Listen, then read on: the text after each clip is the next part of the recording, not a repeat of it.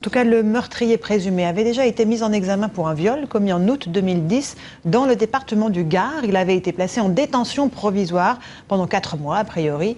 Un passé judiciaire déjà chargé pour un adolescent de 17 ans. Gwenaël Bellec et Thibaut Malandrin. Mathieu, l'assassin présumé d'Agnès, à son arrivée au tribunal de Clermont-Ferrand. À 17 ans, le jeune homme a déjà un passé judiciaire. En août 2010, il est mis en examen pour viol. Les faits se sont passés dans ce village du Gard.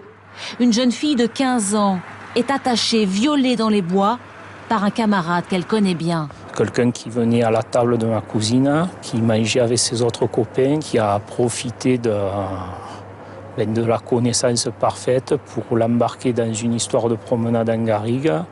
Et puis qui a commis les pires atrocités sur ma cousine, qui avait toute la préparation qu'il y avait avec. Notamment une corde, puisqu'il l'a attachée à un arbre, c'est ça? Je préfère qu'on n'évoque pas trop ça. Et c'est la mère de la jeune fille qui l'a sauvée en appelant au téléphone le violeur qu'elle connaissait. Le jeune homme passe 4 mois de détention provisoire dans le quartier mineur de cette prison du Pontet, dans le Vaucluse. Dans l'attente du procès, il est remis en liberté sous contrôle judiciaire et médical. Un psychiatre, un psychologue l'ont jugé réadaptable. Ils se sont trompés. Il faut dire que son profil est plutôt rare. Le très jeune âge d'entrée dans la délinquance sexuelle, dans les échelles de dangerosité, est un critère pronostic extrêmement péjoratif.